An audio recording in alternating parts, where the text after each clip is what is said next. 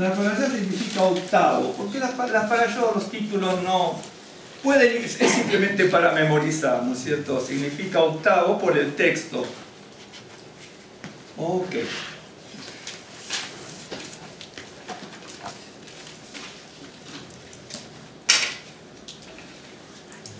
Así que de ahora en más la reunión va a ser más cortita, ¿sí? Sí, así vamos a aprender todos. Ok. El miércoles, con el favor del Señor, tendremos reunión. Si no les avisamos, si surgiera algún hecho fortuito, algún imponderable, nosotros les avisamos como de costumbre. ¿Sí? ¿Tenés visita por acá? Sí.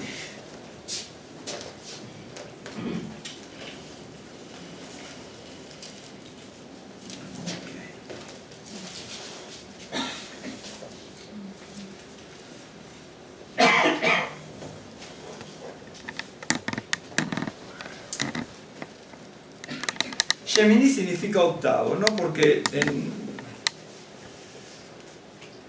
el pasaje bíblico dice, en el día octavo, ¿no es cierto? Dice a Shemini, ¿no es cierto? Con la Hei adelante, pero en la para allá directamente pone Shemini, no dice ha Shemini, ¿no es cierto? Bueno. Ok. Si fuera, cuando usted va a ver, si usted busca en el texto, no dice Shemini, dice así, a Shemini. Pero cuando va el artículo determinante hay que poner este punto aquí, que algún día lo voy a explicar, es una cosa, una regla gramatical importante. Pero sería así, pero si decimos Shemini, no va ni el artículo determinante ni el punto ahí adentro. Ok, bueno. Estas son reglas gramaticales que yo he visto con ustedes los miércoles. Lo que pasa es que siempre hay que recurrir a lo mismo porque... y no se ofendan por lo que dije antes, pero yo me doy cuenta, ¿no? Cuando platicamos de la Biblia, que saben ciertas cosas, pero después cuando vemos los hechos, las actitudes, como que la Biblia vuelva por su ausencia, ¿no?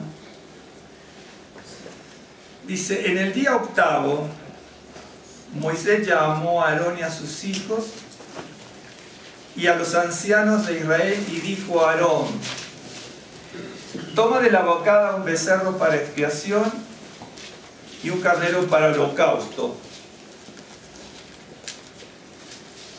sin defecto, y ofrécelo delante de Adonai. Y a los hijos de Israel hablarás diciendo: toma un macho cabrío para expiación y un becerro y un cordero de 1 año sin defecto para holocausto.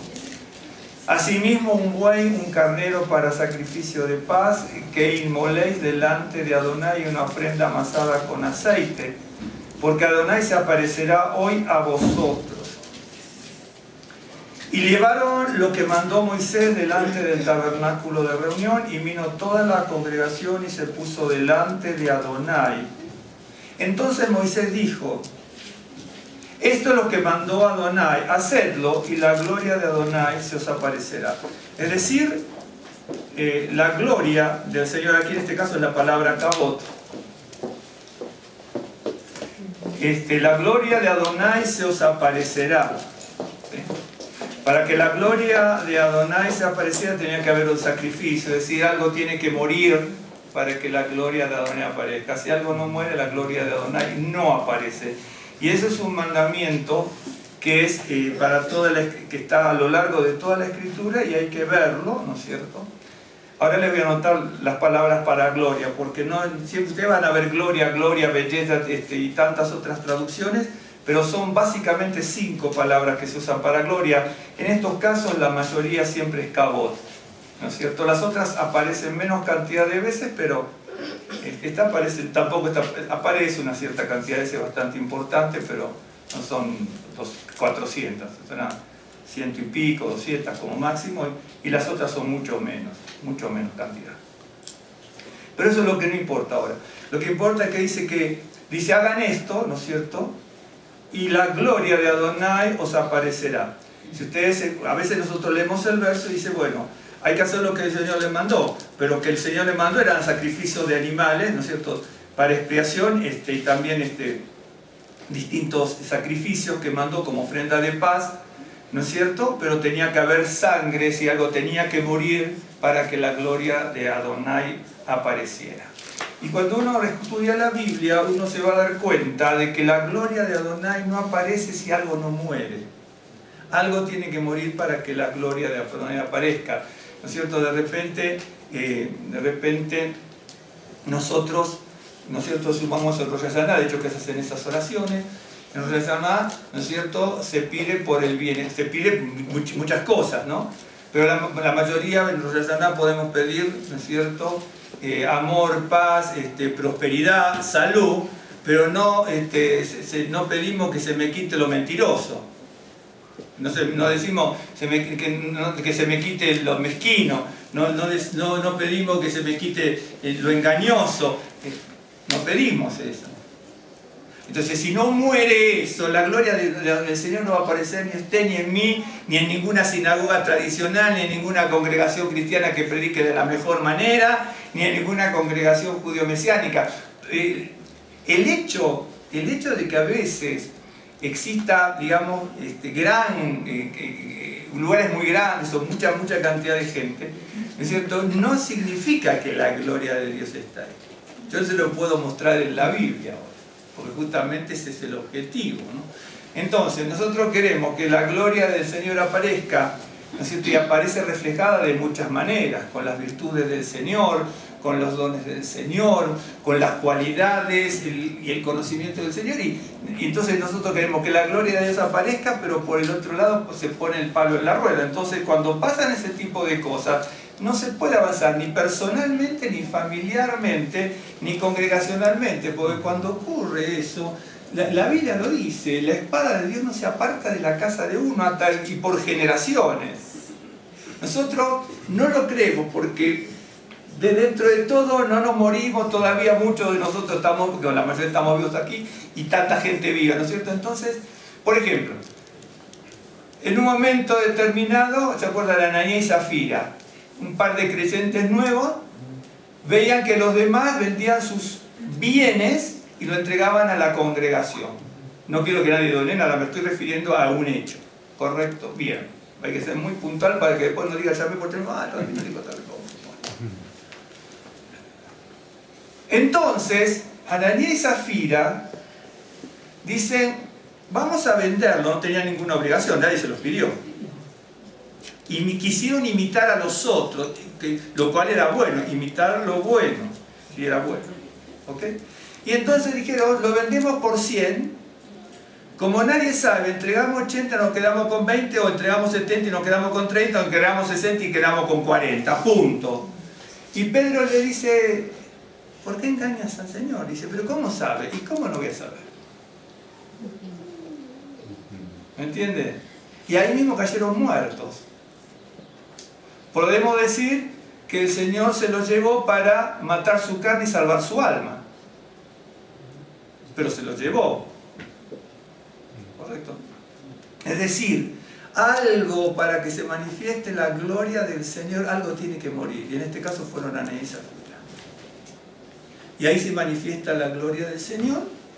¿No es cierto? Entonces algunos dicen, bueno, yo todavía no me morí porque no soy como Ananías y Zafira, soy mucho mejor. No, usted y yo no nos morimos no porque seamos mejor que Ananías y Zafira, no nos morimos por la misericordia de Dios que son nuevas cada mañana. Ese es un ejemplo para que nosotros revisemos. Esa es la realidad. Así, Nadab y Abiú, ¿no es cierto?, se murieron. Dijeron, bueno, vamos a hacer el servicio, ¿no es cierto?, como se nos antoja. Y si tomamos alcohol, tomamos alcohol. Si no tomamos, no tomamos. Y si el Señor nos dijo que prendamos el fuego de esta manera, lo encendemos con leña vieja para no utilizar la nueva y que la nueva tal me la llevo para mi casa. Un ejemplo. Pueden haber pasado muchas cosas. Y ahí cayó fuego del cielo y dice abajo Dios, y Dios se glorificó. ¿Dónde se glorificó? ¿Cuándo apareció la gloria del Señor? Cuando murió Nadab y Abiú. Así. Entonces, cuando uno lee el pasaje y la escritura, uno se da cuenta de que verdaderamente nosotros somos muchas veces Y ninguno venga a decir, usted se cruza el tono, no, hermano, yo no sé nada, yo me paso la vida leyendo y tengo 68 años, estoy en el judo mesianismo 36 años, 47, 49 años sin parar, leyendo la escritura y no sé nada, porque esa es la verdad, no sé nada. Correcto. Entonces ya le anticipo que nadie llame por teléfono a otro diciéndole, mira lo que es. Un ejemplo, ¿de acuerdo? Bien. Entonces, no vamos a seguir leyendo el texto porque si seguimos leyendo el texto son todos sacrificios y como muchos de nosotros, usted y yo también, no somos muy conocedores de cómo eran los animales para el sacrificio, cuál era el cebo, cuál era la posición del altar, dónde se ponía y todo, y eso solamente 2 versículos nos llevarían 3 horas, seguramente, ¿no es cierto?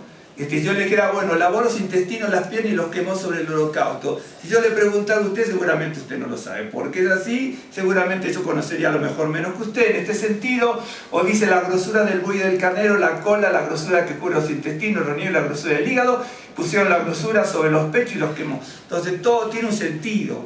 Pero si usted no ha estudiado y no tiene los libros de esto, que son muy grandes estos libros, para explicar cada detalle, cada símbolo, no lo sabe. Entonces, me está siguiendo, ¿no? Okay.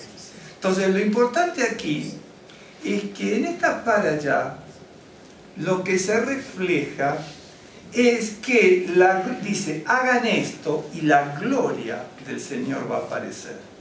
Pero si no hacen esta determinada cantidad, ¿no es cierto?, de sacrificios, no va a aparecer la gloria del Señor. Es decir, Nadab y Abiú muere, dice, y lee más abajito, así, y Dios se glorificó. Y Ananías y Zafira murieron, pero Dios fue glorificado. Nadie le pidió a Ananías y Zafira que vendieran sus bienes y lo entregaran. Imitaron lo otro que era lo bueno que estaban haciendo. En ese momento era lo bueno, en este momento será no. Son hechos o circunstanciales del avance de la historia en el devenir de la Biblia. Son hechos que van pasando, ¿de acuerdo? Bien. Porque hoy no tenemos tampoco templo, no tenemos altar, no tenemos sacerdote, entonces no hay expiación de los pecados, solamente tenemos por el Cordero de expiación en Yom Kippur, nosotros lo queremos en Yeshua, el Mesías, al Mashiach, correcto, bien, ¿de acuerdo? Pero Dios siempre se glorifica en ese sentido. Bien. Entonces, esto lo voy a hacer por aquí. Bueno. Les voy a anotar algo aquí.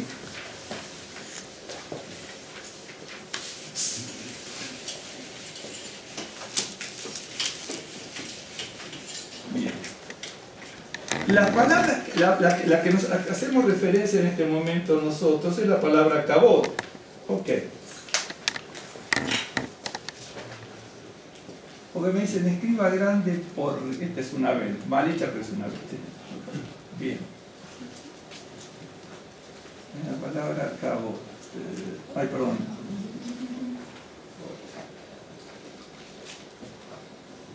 No es la única. Cuando usted tiene muchas veces gloria, no siempre es cabot. ¿No es cierto? Las más tradicionales... Esta es la...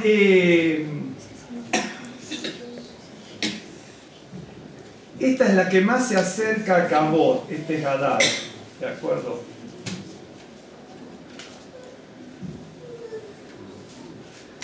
Hadar.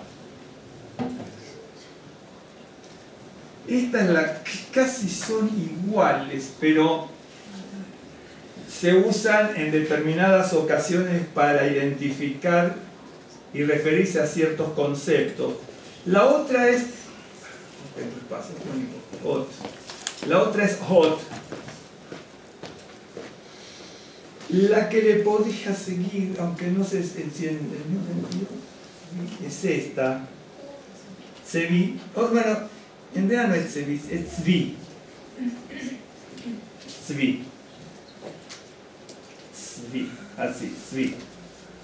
Y la otra es esta.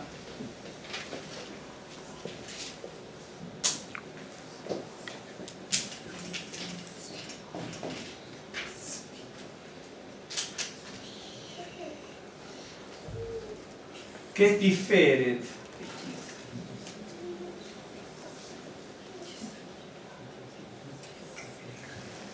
es Tiferet.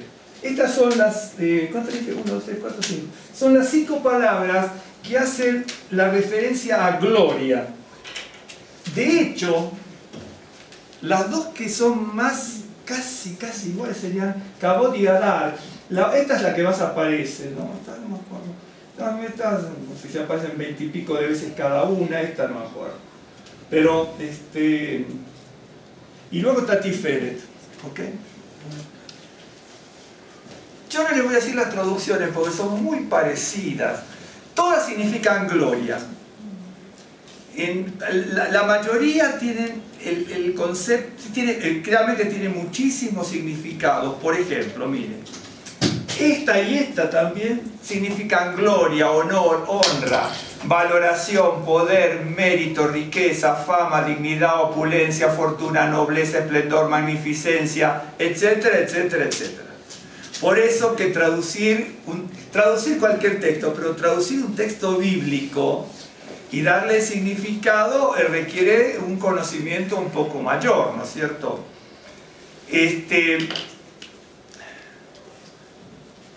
Por ejemplo, tzvi, esa también tiene otro significado. También, por ejemplo, es gloria, esplendor, belleza, magnificencia. Esa también significa hermosura. Casi todas significan lo mismo, con la salvedad de que en el caso de tzvi, significa, tzvi es el nombre genérico de las gacelas, pero no gacela como hembra, porque gacela hembra sería tzviá, ¿no es cierto? Acá en la yud hay que ponerle un puntito adentro y una G abajo, al final, una G. Entonces tzviá y una vocal aquí. Entonces sería tzviá. Entonces eso sería gacela. Por eso, digamos, tzvi significa gacel. Gacel en el sentido de nombre genérico de la familia de las gacelas, ¿no? Pero casi todas las palabras estas que yo les acabo de escribir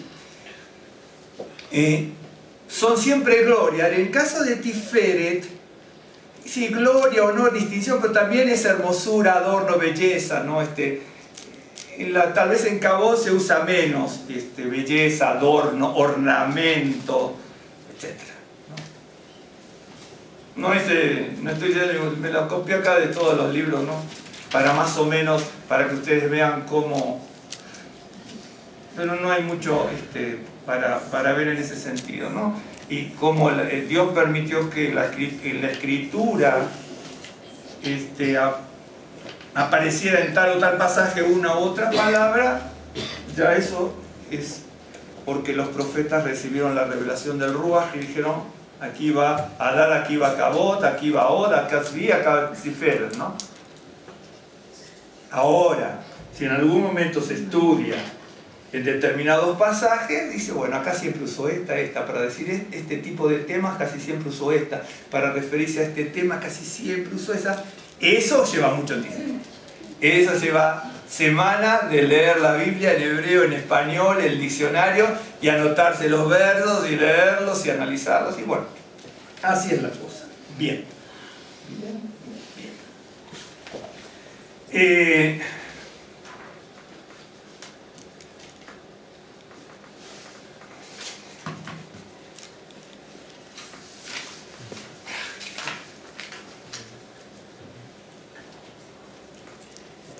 Ok.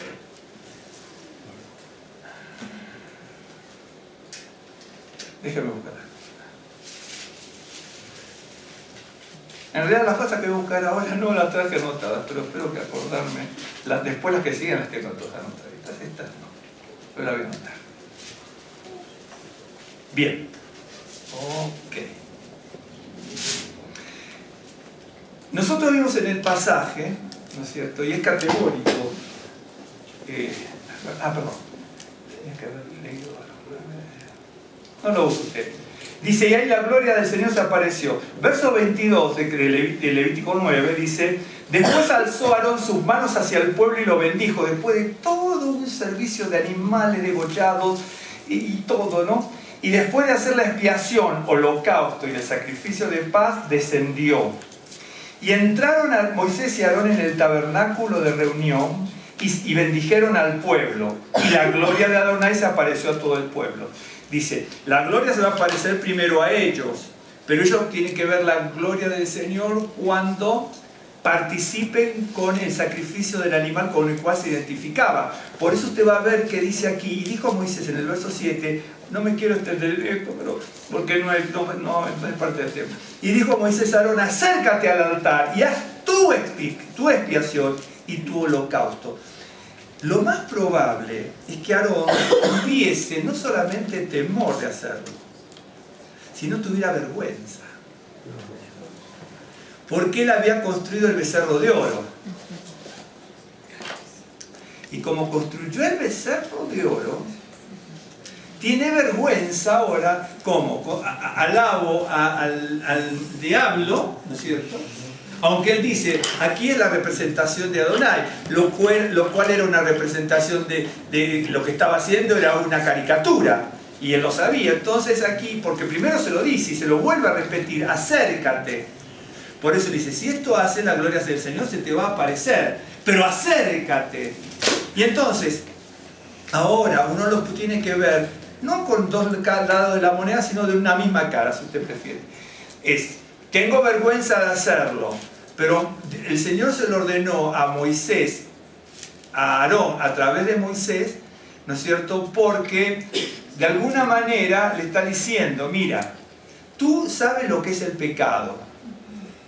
Y sabes lo que es, ¿no es cierto?, la expiación por el pecado. Ahora haz para expiación de los demás. Pero primero tienes que pasar la vergüenza. ¿Estás siguiendo? Primero tienes que pasar la vergüenza.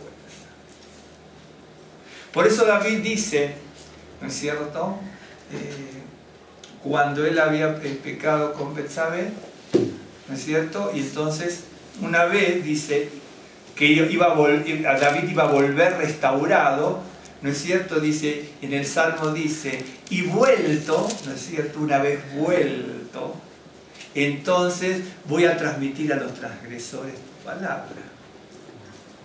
¿No es cierto? Es muy similar a lo que Yeshua le dice a Pedro, ¿no es cierto? Pedro dice, me agapas, tú sabes que te filio. Pedro, me agapas, tú sabes que te filio. Pedro, me filias. Dice, tú sabes todas las cosas. Bueno, pero ahora cuando vuelvas, pastorea a tus hermanos. Es decir, Pedro le había negado al Señor después que le juramentó. Por eso hablaba antes de lo que pasa en las cosas en la congregación. Así decíamos 20, 80, 5.000. Siempre pasan las cosas, pero tenemos que aclararlas. ¿Correcto? Ok. Bien. Entonces le dice, Pedro, me agapas. ¿Amor incondicional? No, tú sabes que te filio, es un amor fraternal. Pedro, me agapas. Pero ¿cómo voy a decir que te agapo si te acabo de traicionar? ¿Cómo te puedo llamar mi hermano o mi Mesías si te acabo de traicionar? Pedro, me agapas por segunda vez, amor incondicional. Tú sabes que te filio, amor fraternal. Pedro, me filias. Pero tú sabes las cosas. ¿Cómo voy a decir que te filio si te traicioné? Ni te puedo filiar siquiera. Pues si tenemos amor filial, lo traicionamos. Ni siquiera, no solo amor con amor ágape. Yo un día les expliqué las palabras en griego. De hecho, que en español también las tenemos, nada más que no las sabemos usar. ¿De acuerdo? Ni saber si yo le preguntara, también ya se identificaba. ¿Me entiende? Entonces, Pedro, ¿me agapas? Me dice, no, te filio, tú me filio. ¿Me filias, Pedro?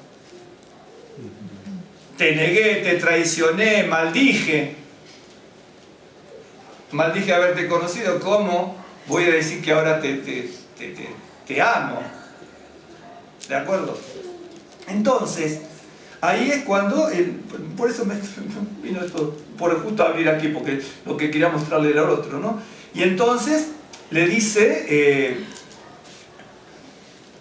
bueno, dice, acércate al altar, ¿no es cierto? Y haz la reconciliación por ti y por el pueblo. ¿Sí? Acércate. No se lo tenía por qué haber dicho, si ya se lo llamó Aarón en el primer verso, ¿no? Toma la vacada y haz esto. Y acércate y hazlo. No pareciera, ¿no? Como dicen los rabinos antiguos, que podría ser ese temor que tenemos, ¿no? Después de haber transgredido, presentarnos delante del Señor. Y en el verso 22 es cuando, bueno, bendijo al pueblo, y el verso 23, Y entraron Aarón en el tabernáculo de reunión y salieron y bendijeron al pueblo, y la gloria de Adonai se le apareció a todo el pueblo una vez que se expió el sacerdocio de sus pecados, porque era permanentemente eso, y la expiación por el pecado del pueblo. Bien, ahora voy a buscar, déjenme ver porque se me anoté. Bien, para que vean, el pasaje nos dice, hagan estos sacrificios de sangre, sacrificios, porque es muerte, sangre, expiación, y entonces la gloria se aparece. Ahora, cuando uno, a buen entendedor, pocas palabras, cuando uno está en el ruas del Señor, ¿no es cierto?, y conoce la Escritura, entonces sabe, ¿no es cierto?, que la gloria del Señor se va a aparecer cuando se queman ciertas cosas. Nosotros ahora no hacemos los sacrificios, ¿sí?, pero que quemamos nuestra soberbia, tenemos que quemar nuestra altanería, nuestro egocentrismo, nuestra envidia, nuestra avaricia, nuestra mentira, nuestro engaño, nuestro ser solapado, tantas cosas que tenemos que quemar. Entonces decimos, queremos que se aparezca la gloria del Señor, pero qué grado de compromiso real y genuino, qué grado de obediencia y responsabilidad tenemos verdaderamente. Esa es la realidad, esa es la realidad. Pero uno ve la Escritura y entonces somos a veces lectores ocasionales de la Escritura, o pescamos de lo que me dijo uno y lo que me dijo otro, que vi un videíto, que tal cosa, tal cosa.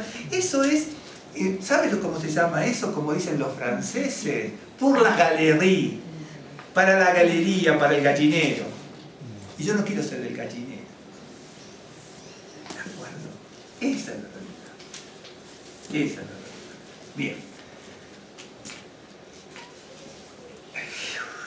Abraham, en realidad iba a seguir con otra cosa, pero como me acaba de venir el caso de Abraham y David, por eso lo tengo que buscar sin los versículos, sin tener las marcas. Abraham estaba buscando la revelación de Dios, que Dios le ha dicho que se le iba a dar. Y se distanciaba, y se distanciaba, y se distanciaba. ¿No es cierto? La presencia de Dios delante de Abraham. Y resulta en el capítulo 13 de Génesis, dice, acuérdense que, bueno, Abraham es Abraham. Lot era su sobrino, el hijo de su hermano, correcto, bien. ¿Qué significa Lot? Velo, cobertura. Esa es la traducción de velo, cobertura. Acá tengo el diccionario, pero como no tengo ganas de buscarlo, pero ahí Lot es velo, cobertura. Y el verbo Lot también está, porque está Lut, como verbo que significa cubrir, etc. Pero el nombre, el Lot viene de Lut, que significa cubrir. Por lo tanto, Lot, el nombre Lot significa velo, cobertura, como nombre propio, pero si no sería como sustantivo. ¿Correcto? Bien. En el capítulo 13, verso 10, dice, alzó Lot sus ojos y vio toda la llanura del Jordán, que toda ella era de riego, como el huerto de Adonai, como la tierra de Egipto en la dirección de Zoar. Es decir, el huerto de Adonai, esta es una expresión que ahora no la podemos analizar, pero y explayarla en la Biblia, pero el huerto de Adonai está visto o está representado según Lot como el valle del Jordán. Quiere decir que el valle del Jordán para Lot era como el huerto de Adonai. Bueno, ya por ahí vemos. Antes que se destruyese Sodoma y Gomorra. Entonces Lot escogió. ¿No es cierto? Bien. Déjenme ver porque ya me perdí aquí. Entonces Lot escogió para sí toda la llanura del Jordán. ¿No es cierto? Bien. Y se fue Lot hacia el oriente y se apartaron el uno del otro. Se apartó Lot, ¿correcto? Bien. Verso 14. Y Adonai dijo a Abraham después que Lot se apartó de él: alza tus ojos, y ahí le da la profecía. ¿Cuándo aparece la gloria del Señor en Abraham? Cuando se le fue la cobertura, lo que lo cubría. el velo. Lot era la traba y el obstáculo para que venga la revelación sobre el siervo de Dios. Siempre usted y yo tenemos una traba y un obstáculo, y hasta que eso no se aparte, no estamos en la holgura, estamos en la estrechez espiritual. Se apartó Lot y el Señor se le presentó a Abraham. A buen entendedor, pocas palabras.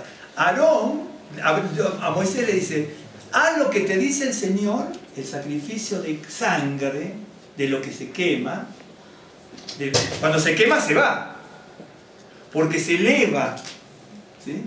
Hace el sacrificio de sangre, que se va el sacrificio, y la gloria del Señor aparece. Abraham, ¿no es cierto?, estaba impedido de recibir la revelación en un tiempo determinado. Si Lot hubiera seguido con él 20 años más, no venía esta palabra. Hubiéramos tenido 30 capítulos más en la Biblia, lo cual hubiera sido bueno también, ¿no? Tiene que ver con la ordenanza del Señor que le dice: vete de tu tierra y de tu país. Y él no se fue en definitiva. Al principio se quedó varios años, ¿no? Pero ¿cuándo parte Abraham? Cuando muere su padre. Algo tiene que morir para que se... Siempre nos sorprenderíamos, ¿no? Y vuelvo a decir, ninguno se ofenda por lo que dije antes de conocimiento de la Escritura, pero usted se sorprendería todas las cosas que mueren en la Biblia, ¿no? Y para que se revele esa gloria de Dios. De repente, para muchos la gloria de Dios, ¿no es cierto?, es que yo esté acá y se levante la silla, o que se le mueva la silla, o que se muevan las cortinas solo, ¿no? Esperemos que sea un temblor, que no sea, ¿no es cierto? Pero eso no es la gloria del Señor.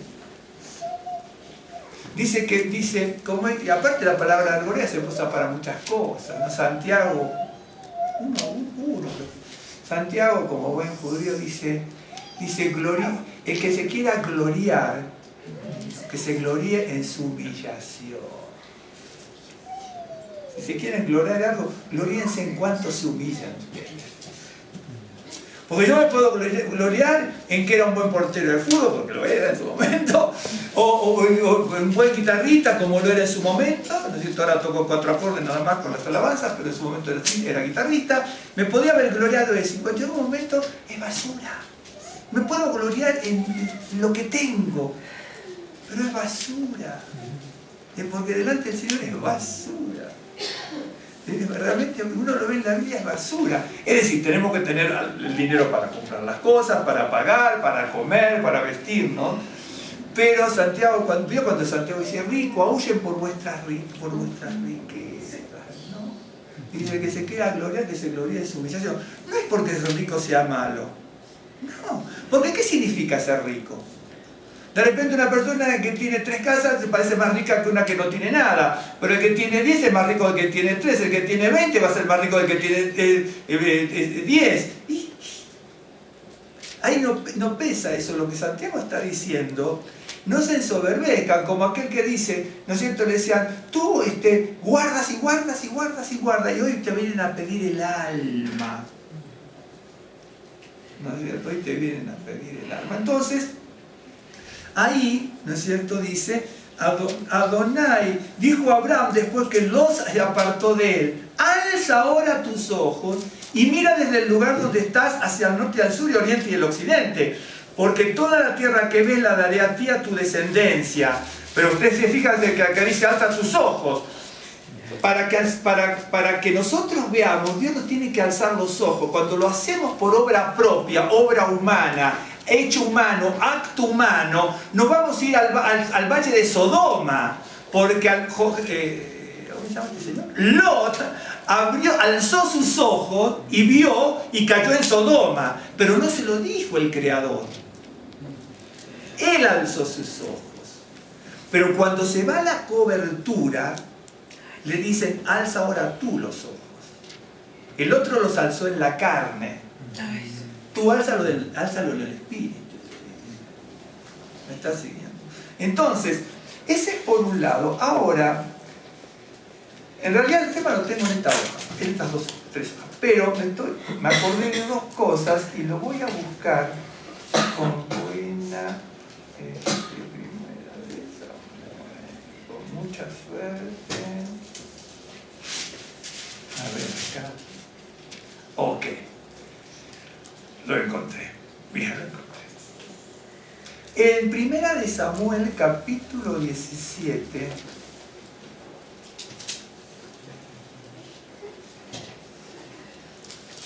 vamos a encontrar algo. David era el ungido del Señor conforme al corazón de Dios para llevar a Israel. De hecho, que David es prototipo del Mesías, tipo del Mesías. Por eso en el Nuevo Pacto aparece Mesías ben David. De hecho, que en el judaísmo se dice Mesías ben David, Mesías hijo de David. De hecho, Mesías ben Yosef y ben David. Es una teología no tan fácil de estudiar. Requiere su análisis, ¿no es cierto? Y largo, y análisis largo. Entonces, David era el que iba a construir el templo, el templo en definitiva, iba a construir el templo. De hecho que cometió muchos errores, pero todos los siervos de Dios acá cometen errores, usted comete un montón de errores, yo cometo más seguramente, pero todos cometemos errores, nadie está libre de cometer errores, los cometemos a sabiendas otras veces y otras veces por ignorancia de lo que fuese. Pero acá ustedes se van a acordar porque ya lo hemos hablado algunas veces en los Shabbat y también en los miércoles. Los miércoles lo vi un poquitín más, pero de todas maneras el Shabbat yo lo hago. Dice en el capítulo 17 de 1 Samuel, verso 12, David era hijo de aquel hombre efrateo de Belén de Judá, cuyo nombre era Isaí, el cual tenía 8 hijos. Verso 14. Y David era el menor. Entonces, aquí que me dice que David era el número 8, porque el número 8, el padre, acuérdense, la palabra ben es hijo, la palabra, el verbo boné significa construir, pero la palabra ben y boné pertenecen a la misma, es decir, el padre construye a través del hijo, por eso el padre envía al Mashiach porque construye a través de su hijo. Está diciendo, no es ningún cuento eso cuando uno lo ve en el Nuevo Pacto. Es la verdad. Usted, en teología hebrea, el Abba Padre construye a través del hijo. Usted lo va a ver en la Escritura. Entonces, ¿qué ocurre? David era el comisionado por ser el hijo octavo en construir el templo, porque el octavo es el que construye. ¿Está así? Pero en su momento a David le dice el Señor, tú no vas a poder construir el templo. Y Crónicas lo habla muy bien. Dice, porque el Señor te perdona todo, pero no te perdona conforme a lo que hiciste con Urías. Por tanto, como hombre que actuaste así, en traición, no se va a apartar la espada de tu casa. ¿Cómo se refleja en la Biblia eso? Yo se lo voy a mostrar. Ya se lo mostré alguna vez. Se lo voy a mostrar. ¿Me están siguiendo los hermanos? ¿Sí? ¿Me siguen? Bueno. En Primera de Crónicas, capítulo 2, verso 13. ¿Vio cuando Isaías dice, escudrien un poquito aquí, un poquito allá, palabra tras palabra, renglón tras renglón, línea sobre línea, renglón tras renglón, palabra sobre palabra, un poquito aquí, un poquito allá? ¿Se acuerdan cuando le dije tzazazao, kabla, kab y todo, que es un balbuceo, ¿no? En hebreo es un balbuceo. Parece un balbuceo. Dice así, Primera de Crónicas, capítulo 2, verso 13. E Isaí engendró a Eliab su primogénito, el segundo a Abinadab, Simea el tercero, el cuarto Natanael, el quinto Radai. ¿Se acuerdan cuando vimos todos estos nombres? Les expliqué las raíces de todo esto. El sexto Sem, el séptimo David. ¿Cómo es el séptimo David si en el otro lado es el octavo? Pero la Biblia no es un libro de genealogías, pero va más allá de eso. Es un libro de historia, pero no es un libro de historia. Es un libro, hay botánica, pero no es un libro de botánica. Hay un montón de cosas en la Escritura. Lo que la Biblia me está queriendo, Crónicas se escribió cuando volvieron de Babilonia. Cuando volvieron de Babilonia, los levitas y los rabíes de aquel entonces, sobre todo los levitas que se dedicaban a esto, reinterpretaron la historia y la dejaron plasmada de tal manera que al lector entendido se le alumbrara el Ruach HaKodesh y se diera cuenta por sí solo. El octavo es el que construye, pero como David traicionó, ya no puede construir. Sigue siendo conforme al corazón de Dios porque se arrepintió, pero te tengo que de alguna manera, en mi misericordia te tengo que castigar. ¿Cómo te voy a castigar? Mueres tú como octavo hijo para que construya tu otro hijo. ¿Entendió o no? Es decir, ¿por qué Salomón construyó? Salomón construyó porque David murió de ser el octavo hijo. Algo tiene que morir para que el otro siga, para que el otro construya. ¿Me estás siguiendo? En la escritura siempre es así. Lo que pasa, ¿me siguen o no? Bien, bueno. Entonces, ¿qué ocurre? Vamos a ver cómo vamos con el tiempo de ver.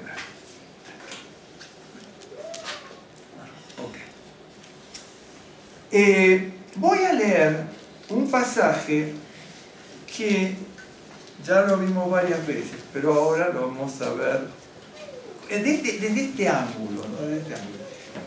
En Segunda de Crónicas, capítulo 26, no pierdan de Segunda de Crónicas, capítulo 26, bien digo 26. No pierdan de vista lo que acabamos de leer. Aarón fue comisionado por el Creador a través de Moisés para que desarrolle todo un servicio de animales muertos para expiación y que sean agradables al Señor, para expiación de ellos y para expiación del pueblo. Dices, ahora, si practicas esta expiación, entonces vas a ver la gloria de Dios. ¡Qué bárbaro! No aparece muchas veces eso de la gloria de Dios en este sentido, ¿no? Aparece de varias maneras, ¿no es cierto? Por ejemplo, cuando, después se lo voy a mostrar porque me lo traje rápidamente por ahí anotado. Por ejemplo, cuando Coré, Datán y Abiram sedujeron a 250 líderes para traicionar a Moisés y a Aarón. De hecho que Coré murió, pero no sus hijos, por eso están los coreítas. Y eso lo aclara bien la escritura, lo aclara muy bien, dice, pero los hijos de Coré no murieron. Es solamente 3 palabritas ahí que uno las pasa de largo. Murieron los otros. Entonces, dice que para defender el sacerdocio, dice, apareció la gloria de Dios. Después se lo voy a mostrar, así que la gloria de Dios aparece para defender el sacerdocio que Dios mismo había instituido. Pero el sacerdocio que Dios había instituido lo quisieron derrotar Coré, Datán y Abiram. Y entonces dice en un momento, la gloria de Dios apareció en la muerte de todos los que... Después se lo voy a mostrar para que... Acá está el rey Usías. Vamos a leerlo, esto sí es importante leerlo por una razón. Yo me anoté aquí, ¿no es cierto? Yo leí esto y me anoté no los pasos importantes, porque los pasos importantes son hasta cada punto y coma. El rey Usías empezó a reinar, ahora lo vamos a leer, pero esto como ayuda a memoria. Es simplemente, usted lee y dice, bueno, ¿qué hizo Usías? Bueno. Empezó a reinar cuando tenía 16 años el rey Usías. Reinó 52 años en Jerusalén y fortificó la ciudad. Edificó un montón de ciudades. Derrotó a los filisteos, a los árabes y a los amonitas. Hizo prosperar el campo y la ganadería. Abrió muchas fuentes de pozos, aguas, etc. Se llamaba el amigo de la agricultura. Tuvo un ejército nada más ni nada menos de que 307.500 hombres de guerra y los equipó con armas inventadas por él mismo que nadie tenía en todo el Medio Oriente. ¿De acuerdo? Dios le ayudó con tremenda fuerza y con mucha y muy fielmente a este hombre. Pero cuando pasó todo esto, se sintió invencible. Se hinchó su corazón, se enalteció y fue la ruina de él. Pero usted no sabe lo que pasa. Nosotros no tenemos que desear la muerte de nadie. Pero si no hubiera muerto, Uzías, a lo último, era, como decimos en sefaradí, un clavo machacado. En sefaradí, ¿no es cierto? Como decimos en latino, decimos hillo de buen clavo, ¿no es cierto? Hillo de fierro, era el estorbo máximo.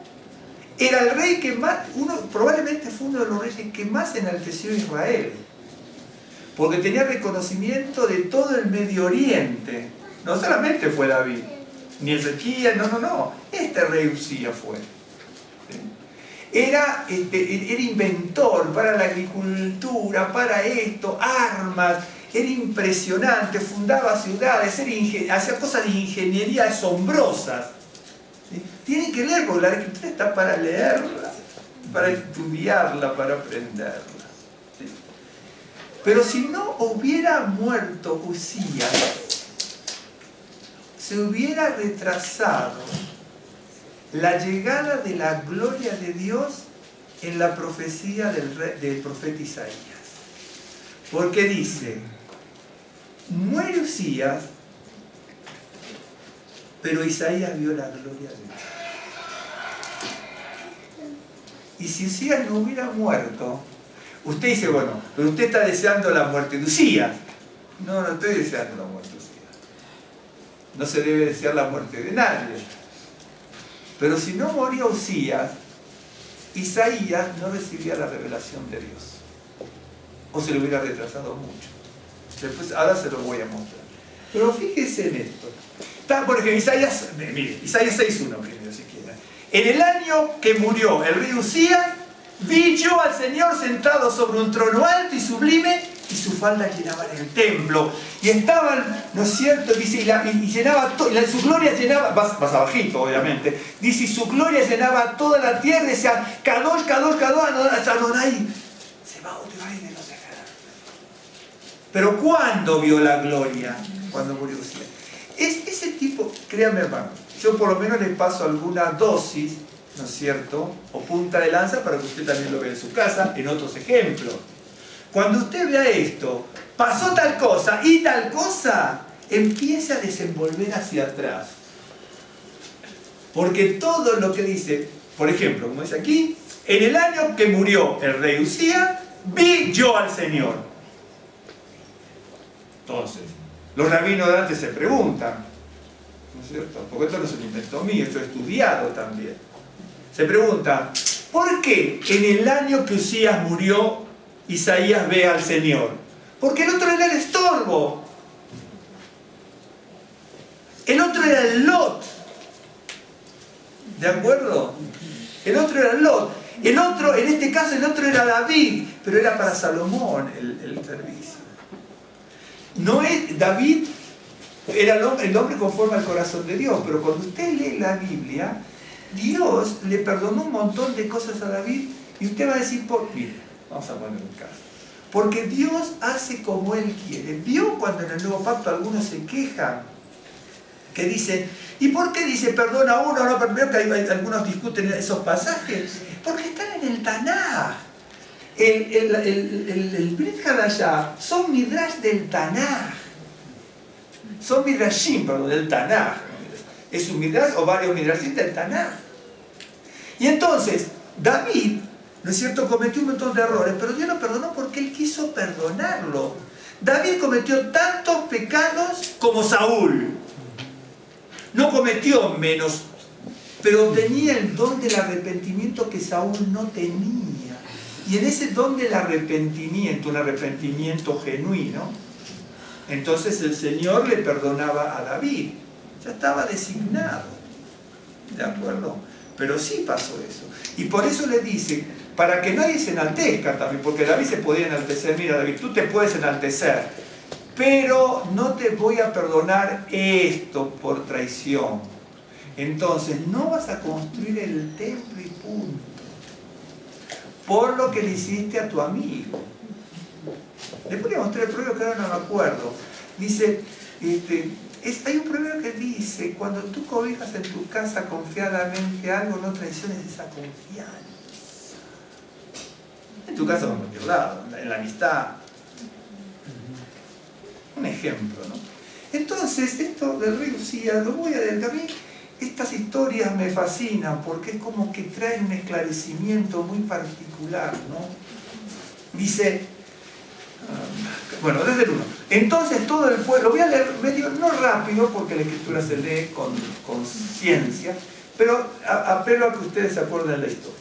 Entonces todo el pueblo de Judá tomó a Usías, el cual tenía 16 años de edad, y le pusieron por rey en lugar de Amasías su padre. Usías edificó a Elot y la restituyó a Judá después de que el rey Amasías durmió con sus padres. De 16 años era Usías cuando comenzó a reinar, y 52 años, es lo que yo le dije antes, reinó en Jerusalén. El nombre de su madre fue Jecolías de Jerusalén. E hizo lo recto ante los ojos de Adonai, conforme a las cosas que había hecho Amasías su padre. Amasías, como Asa, Baasa, todos eran grandes personas, verdaderamente, si se acuerdan la historia. Persistió en buscar a Dios en los días de Zacarías, entendido en visiones de Dios, y en esos días en que buscó a Adonai, él le prosperó. Y salió y peleó contra los filisteos y rompió el muro de Gad, y el muro de Yamia, y el muro de Ashdod, y edificó ciudades en Ashdod y en tierra de los filisteos. Dios le dio ayuda contra los filisteos y contra los árabes que habitaban en Gur-Baal y contra los amonitas. Y dieron los amonitas presentes a Usías, y se divulgó su fama hasta la frontera de Egipto, porque se había hecho altamente poderoso en todo el Medio Oriente. Serio, no tiene que leerlo y estudiarlo, va a ver qué hace. Y en otros libros de historia va a ver que es impresionante. Edificó también Usías torres en Jerusalén, junto a la puerta del ángulo y junto a la puerta del valle, y junto a las esquinas, y las fortificó. Asimismo edificó torres en el desierto, y abrió muchas cisternas, porque tuvo muchos ganados, así en la Zafela como en las vegas, y viñas y labranzas, así en los montes como en los llanos fértiles, porque era amigo de la agricultura. Se llamaba el amigo de la agricultura. Vio que no le dije ningún cuento, yo fui tomando y subrayando, no me lo subrayé, pero lo pongo aquí. Ok. Tuvo también Usías un ejército de guerreros, los cuales salían a la guerra en divisiones, de acuerdo con la lista hecha por mano de Jehiel escriba y de Maasías gobernador, y de Ananías, uno de los jefes del rey.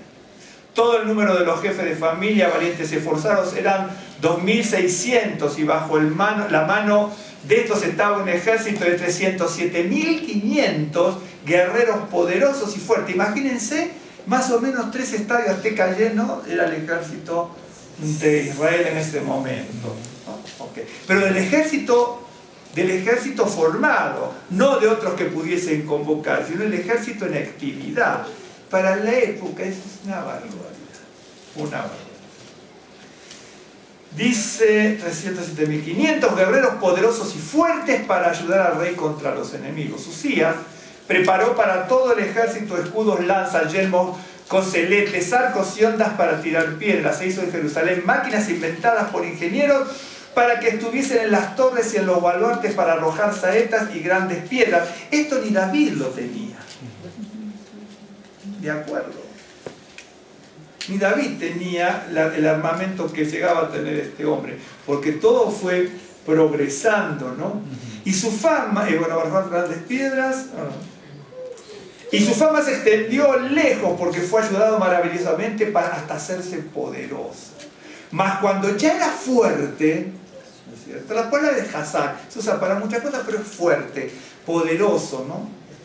Su corazón se enalteció para su ruina, porque se rebeló contra Adonai su Dios, entrando en el templo de Adonai para quemar incienso en el altar del incienso. Y entró tras él el sacerdote Azarías, y con él 80 sacerdotes de Adonai, varones valientes. Y se pusieron contra el rey Usías y le dijeron: no te corresponde a ti, Usías, el quemar incienso. A nosotros hay cosas que no nos corresponden, ni a usted a mí hacer ciertas cosas. Pero ¿sabe lo que nos corresponde? Es quemar nuestra vanidad, nuestra soberbia, nuestra altanería, nuestra presuntuosidad, nuestra envidia, nuestro egoísmo. Todo eso es lo que tenemos que quemar. Este dice: quemo el incienso y ya hago el rito. A ti no te corresponde. Tú quema otra cosa, que es la soberbia de tu corazón. Pero no quemes el incienso, porque tú puedes quemar toneladas de incienso, pero no estás bien delante del Señor, ¿no? Dice, bien interesante. No te corresponde a ti, Usías, verso 18, el quemar incienso a Adonai, sino a los sacerdotes hijos de Aarón que son consagrados para quemarlo.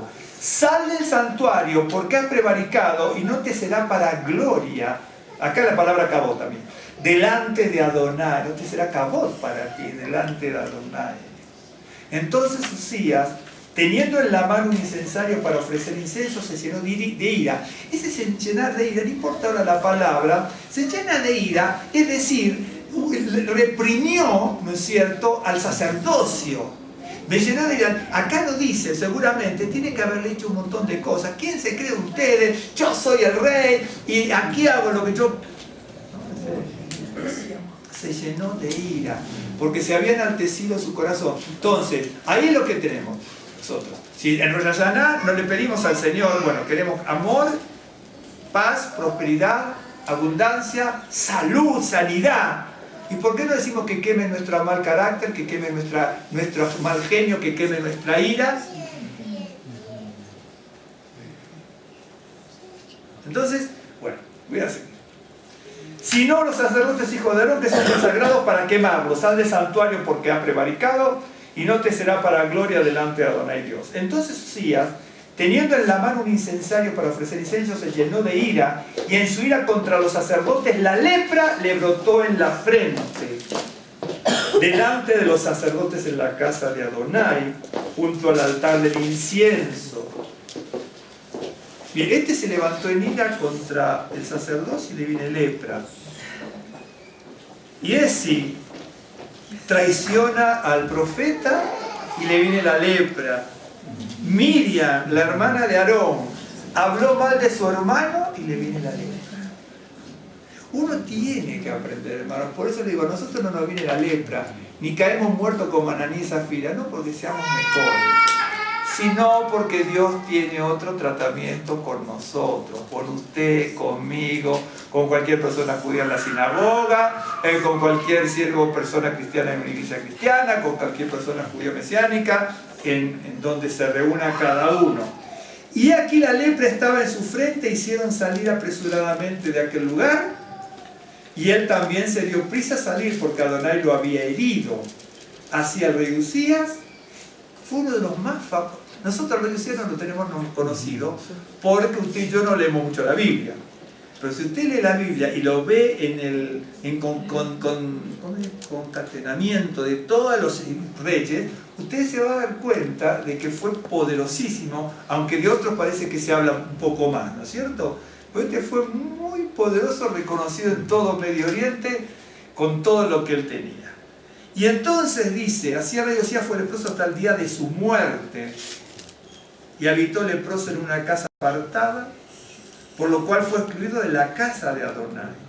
Y Jotam, su hijo, tuvo cargo de la casa real, gobernando al pueblo de la tierra. Los demás hechos de Usías, primeros y postreros, fueron escritos por el profeta Isaías, hijo de Amós. Y durmió Isaías con sus padres, y lo sepultaron con sus padres en el campo de los sepulcros reales, porque dijeron, leproso es, y reinó Jotam, su hijo, en lugar suyo. Entonces, ¿no es cierto? Verso 16, ahí decía, mas cuando ya era fuerte, su corazón se enalteció. Ahora, vamos a leer rápidamente, pero bien, ¿no? En Isaías, capítulo 6.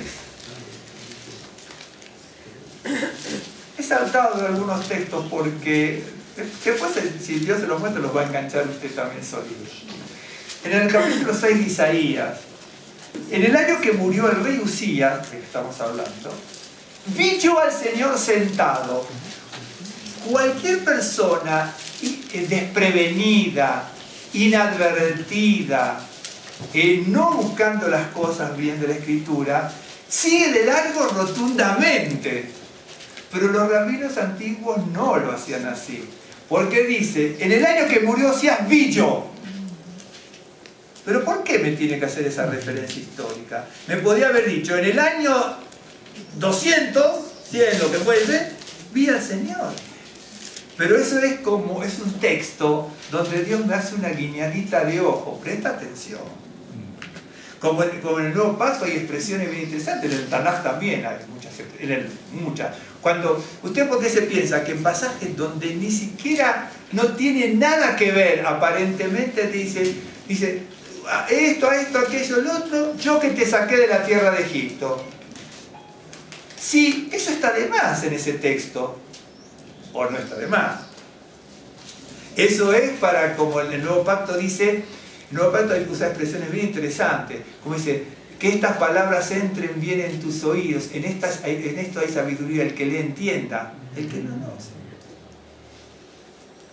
Usted dice, de repente usted dice, usted y yo decimos, en esto hay sabiduría, el que le entienda, y usted y yo nos inflamos como un sapo, ¿no es cierto? En el sentido, esto es para mí. Y cuando le preguntamos, ¿qué entendió? No sé. Entonces, ¿cómo? En esto hay sabiduría, el que le entienda. ¿A qué se está refiriendo?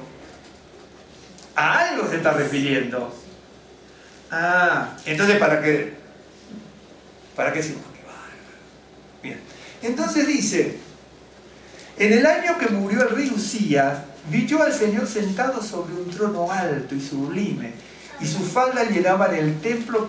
Por encima de él había serafines, cada uno tenía 6 alas, con 2 cubrían su rostro, con 2 cubrían sus pies y con 2 volaban, y el uno al otro daban voces diciendo, Santo, Santo, Santo, Adonai de los ejércitos, Adonai Sebaot.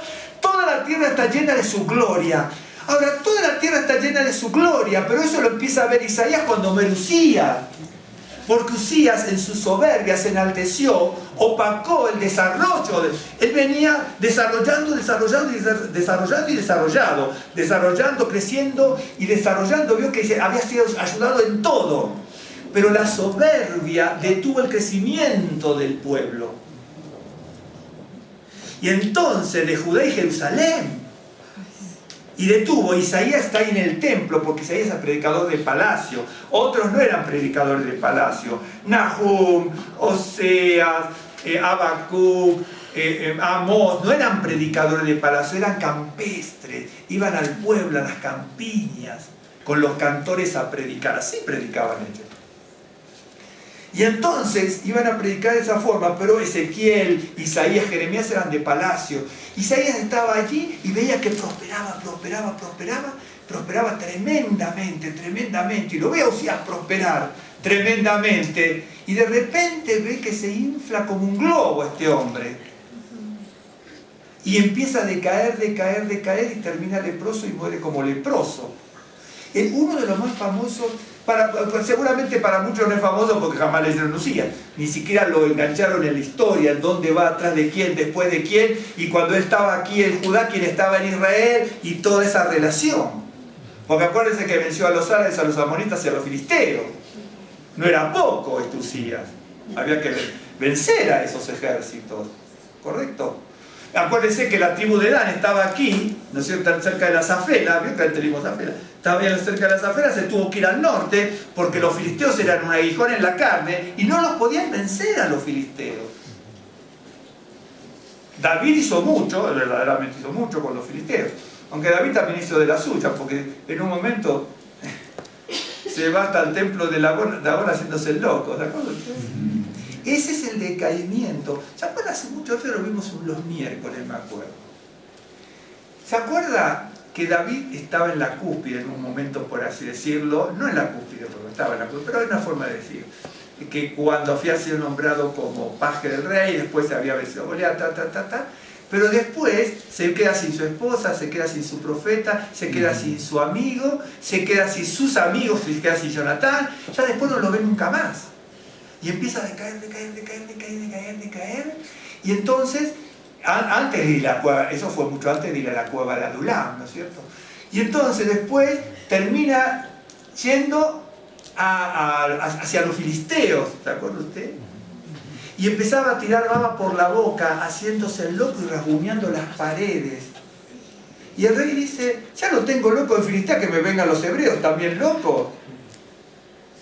¿No? ¿Sabe por qué? Todo eso significa que David tuvo que morir. Algo tiene que morir para que suba. Y lo tuvo que bajar hasta la humillación más grande, para que sepa lo que es la gloria de Dios y no la virtud humana. Porque él dice, vencía a Goliat, cuando se apartó, después se venció. Pero después, él pensaba que tal vez humanamente podía hacer esto, aquello, lo otro, y no. Entonces le dice, Dios, hay una cosa que sí, eso tenemos que tener mucho cuidado, ¿no? A mí me lo he enseñado de bastante jovencito eso, ¿no? Dios va a perdonar un montón de cosas, pero en el nuevo pacto está, ¿se acuerdan cuando se lo dice Yeshua? Dios perdona un montón de cosas, pero no la blasfemia sobre el Ruach. ¿Saben lo que significa eso? Dios perdona un montón de cosas, pero no va a perdonar que se le robe la gloria.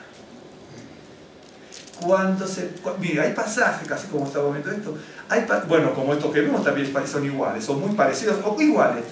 Hay pasajes donde va apareciendo los lineamientos históricos de todos los personajes bíblicos, cuando uno va leyendo, y usted va a ver, ¿no es cierto?, lo que le quieren robar la gloria a Dios, y todos van cayendo, algunos se levantan después, ¿no es cierto? Giesi se levantó, el siervo de Eliseo, después se levantó, pero tuvo que pasar por la lepra. Miriam tuvo lepra y se levantó, este no se levantó. Este no alcanzó a levantarse, este murió leproso y se acabó la historia. Entonces, la lepra, pongamos lepra, esto va más allá un poco de las erupciones en la piel o el problema de la lepra. ¿No? A lo mejor ustedes vieron por internet o lo que sea, nosotros lo vimos personalmente, gente leprosa. Vivimos en una ciudad a 1000 kilómetros de Buenos Aires, había un río que viene, bueno, hay ríos muy grandes ahí que vienen del Paraguay y del Brasil. Ahí estábamos a 300 metros, vivíamos nosotros. Algunos se los mostré en internet, ¿se acuerdan? Alguna que habían venido a la casa, ni acá vivíamos nosotros. En el Paraná, ¿qué dije yo? No, dije no, el río Paraná. Y entonces, que viene del Paraguay y Brasil, es anchuroso, muy grande. Y entonces había ahí, hace 200 años había leprosarios, pero la gente, los leprosos se iban de ahí. Y nosotros vimos gente leprosa en la ciudad. Le puedo asegurar que la primera vez que yo vi gente leprosa a 2 metros míos tirada en la calle, no podía creer lo que pasaba en el cuerpo, en las manos y en la cara. ¿Sabe que es como que usted ve la mano pero no ve la mano? ¿No es cierto? La cara parecía parecía compartida por la mitad. ¿De acuerdo? Es terrible. En la Biblia eso es para demostrar lo grave que es el pecado. Esa es la realidad. En la Biblia es eso. Entonces, aquí, ¿no es cierto? Uzías se enfureció y le llamó la atención a los sacerdotes. Yo aquí hago lo que quiero. Y los sacerdotes, que eran ahí 80 y valientes, es como que lo mismo parecido que dijo Moisés. Dice, perfecto, traigan ustedes sus incensarios y después traigan sus varas. Si ustedes son elegidos, la vara va a florecer. ¿No es cierto? Y si es Aarón, va a florecer la vara. Se va a decantar. Y aquí también. Dice, tú quieres tirar incienso, tira incienso si quieres. Y si le aparece la lepra, ¿sí? Ok. Entonces aquí el castigo se manifiesta, ¿no? en este hombre. Por eso les conté el caso de Abraham con Lot, la cobertura. Me olvidé de algo. Me olvidé de algo. Cuando tengo anotadas las cosas, trato de seguir el dedo, pero cuando tengo las cosas en la cabeza...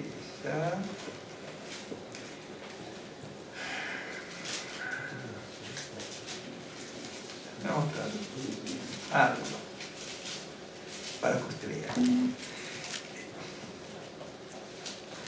Isaías 25. Ese es un pasaje hermoso, pero me interesa una sola cosa. cuando es el cántico a favor de Adonai, ¿no? Es tremendo. Acá viene el banquete final, cuando se va a comer el banquete final, ¿no es cierto? Un día le mostré esta palabra, la palabra suculento, banquete de vinos refinados y gruesos tuétanos. Tienen que saber lo que es eso. Oh, es tremendo. En el verso 6 dice, este es el banquete final cuando aparezca el Mashiach, ¿no es cierto? Y va a haber un banquete, ¿no es cierto? Entonces dice así, y Adonai de los ejércitos, verso 6, hará en este monte a todos los pueblos banquete de manjares suculentos. Este es el banquete final. Banquete de vinos refinados, de gruesos tuétanos, de vinos purificados. Y destruirá en este monte la cubierta con que están cubiertos todos los pueblos y el velo que envuelve a todas las naciones. Destruirá la muerte para siempre y enjugará a Adonai el Señor toda lágrima de todos los rostros. Es muy similar a lo que está en el Nuevo Pacto. Y quitará la afrenta de su pueblo de toda la tierra porque Adonai lo ha dicho. Bien, este es el banquete final. Entonces, ahí donde dice, y destruirá en este monte la cubierta con que están cubiertos, dice así.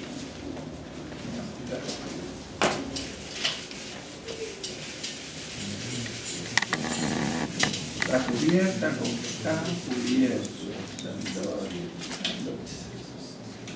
Dice así. ¿Se acuerda que yo le anoté Lot, no es cierto? No sé si se lo anoté. Lot es esto. Lot se escribe así. Pero como va el artículo determinante, tengo que hacer ahí. ¿Okay? Ahí dice así.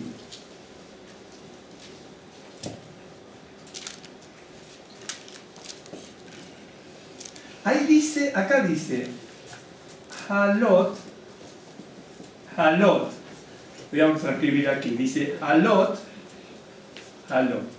No es un duplicado, lo que pasa es que este primer lot que tiene acá dice la cubierta, esto es la cubierta con que están los cubiertos, ellos cubiertos, pero la expresión hebrea es halot y se traduce la cubierta con que están cubiertos, ¿correcto?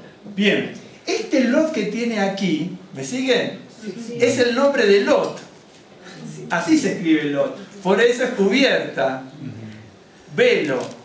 Este Lot ya es otro Lot, este ya es un verbo.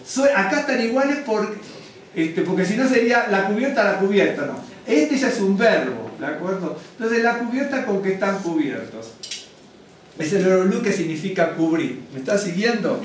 Bien. ¿A qué voy? Otra vez a lo mismo. Isaías Dios tuvo que quitarle, él tenía su rey que era Usías, pero este hombre se había ensoberbecido y entonces la soberbia, ya terminamos en 15 minutos, 10 minutos, la soberbia hizo que muriera.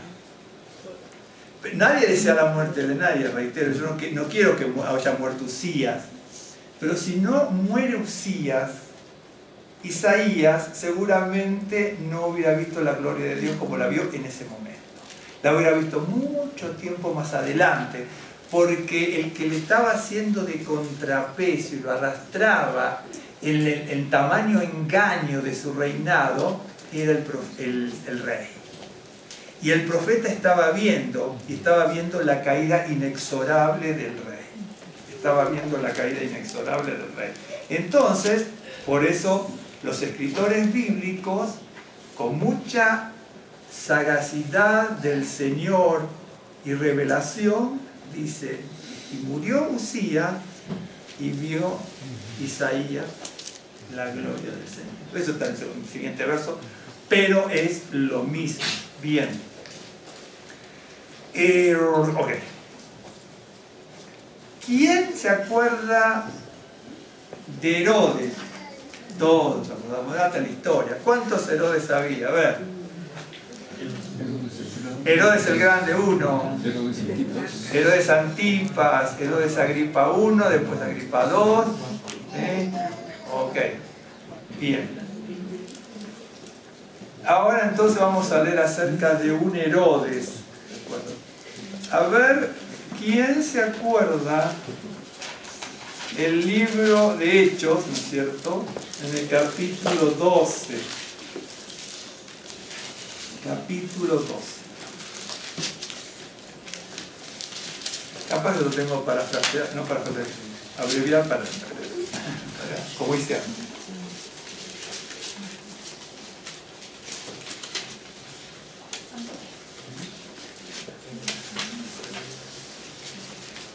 Bueno, usted se acuerda que el hermano de Juan se llamaba Jacobo, y Jacobo fue muerto por Herodes Antipas. En el capítulo 12 dice, en aquel mismo tiempo el rey Herodes, este Herodes era Herodes Agripa I, porque es muy difícil leer, incluso el Tanaj.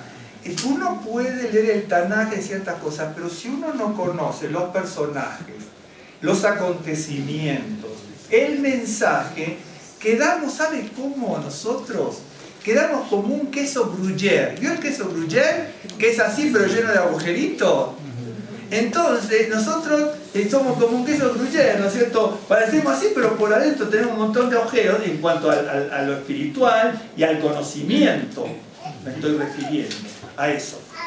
Este será Herodes Agripa I, ¿no es cierto?, que era el nieto de Herodes el Grande y de Mariamne, que era una mujer judía descendiente de los macabeos, ¿de acuerdo? Pero era el nieto, pero él era el hijo de uno de ellos, ¿no es cierto?, que era el hijo de Aristóbulo. Aristóbulo venía de Herodes, de Mariamne, pero Herodes el Grande y Mariamne que venía de los macabeos, ¿no es cierto? Ok, bien. Por lo tanto, los que venían después eran judíos por vientre, ¿de acuerdo? Por vientre eran judíos, ¿ok? Le valía gorro ser judío a esto, pero no importa. La verdad que esto, Herodes, bueno. Este Herodes Antipas, Agripa I, era sobrino de Herodes Antipas. Ok, para que usted vea. Está en la escritura, pero hay que buscar con mucho detenimiento. Su mamá lo mandó a estudiar a Roma. Se hizo muy amigo de Gayo. ¿Quién era Gayo? Calígula. Calígula, se hizo amigo de Calígula. Y Herodes Antipas tenía cierto gobierno en parte, bueno, de Israel. Cuando, bueno, muere Herodes Antipas, entonces Herodes Agripa I, ¿sí? Hay que leer mucho la Biblia, ¿no? De hecho que esto no está en el Tanaj, esto está en el Brihad allá, pero también hay que buscar un poco en la Biblia para ir conociendo qué es lo que pasó aquí, porque usted sabe por qué subió Herodes, ¿no es cierto? Porque Herodes se llamaba el rey de los judíos, pero el primero no era Idumeo, pero al casarse con Mariamne, porque los macabeos habían venido declinando en la espiritualidad y en las cosas cotidianas de Israel eran un desastre, y entonces ahí usted va a ver, incluso leyendo el Nuevo Pacto, si uno lee con conciencia se va a dar cuenta de la historia. Entonces, ¿qué ocurrió aquí? Ya tenemos Herodes el Grande con todo lo que aparecieron por allí, tenemos Herodes Antipas, Agripa I, perdón, sí, Agripa, ¿no? Sí, Herodes Agripa I, es Agripa I, Herodes Agripa I hace un trato después con los romanos y le dan, ¿no es cierto?, Judea y Jerusalén. ¿De acuerdo? Porque hacen trato con los romanos. Así se gobernaba en la antigüedad. Bueno, hoy también. Hoy también, hermano. Hoy también. ¿Sí? Y usted sabe con todo esto que está pasando en los países, usted sabe la maldición que va a caer en los países que están matando gente inocente. A Dios no le pasa desapercibido. Acuérdese lo que yo le digo. Las maldiciones que van a caer en los países que están matando gente para sus beneficios personales y sobresalir como potencia. No de ahora, de hace 50, 80 o 100 años o más, hasta ahora. Acuérdense, hermano, las maldiciones vienen sobre los países. Dice, cuidado con el inocente, dice el Señor. Y está matando miles y miles y miles de gente inocente. De hecho, que un soldado también es un inocente. Pero, eso harina otro costal. Pero los miles que están matando en distintos lugares es terrible. Y créanme, ¿no? De repente van a decir, oye, ¿por qué vienen estos terremotos? ¿Por qué vienen estos cataclismos? ¿Por qué vienen estas terribles sequías? ¿Por qué vienen estas terribles inundaciones? ¿Por qué se inundan se caen tantos barcos, se caen tantos aviones? Y por la maldición de la tierra. Una maldición viene sin causa. Claro. Es terrible lo que está pasando. Bueno, entonces Herodes Agripa, ya le dieron, aparte si era amigo de Calígula, muy bueno no debía ser Herodes, ¿no? Claro, más o menos. Okay. Aunque Calígula no era ningún tonto, Calígula era loco, pero no, y maniático, lo que sea, pero no era, era diplomático y todo esto, ¿no? Claro, hay que verlo también. ¿Cómo podemos compararlo con el día de hoy? Entonces, aquí pasa algo. Quiero sintetizar la historia para terminar en 2 minutos.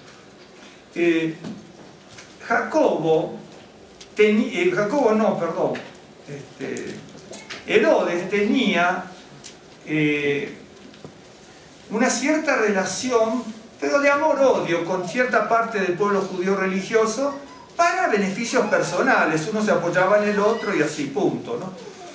Y entonces, bueno, mata a Jacobo en el verso 2 y mató a Jacobo, a espada a Jacobo, hermano de Juan. Bien. Voy a ir al verso 6 para no estar... No, voy a leer un poquito. Verso 4. Y habiéndolo, a Pedro, tomándolo preso, lo puso en la cárcel, entregándole a 4 grupos de 4 soldados cada uno para que le custodiasen. Y se proponía sacarle al pueblo después de la Pascua. Correcto. Así que Pedro estaba custodiado en la cárcel. Pero la iglesia, acá dice iglesia, es la congregación, ¿no? Entonces, sin cesar oración a Dios, hacía oraciones por él. ¿Usted por qué cree?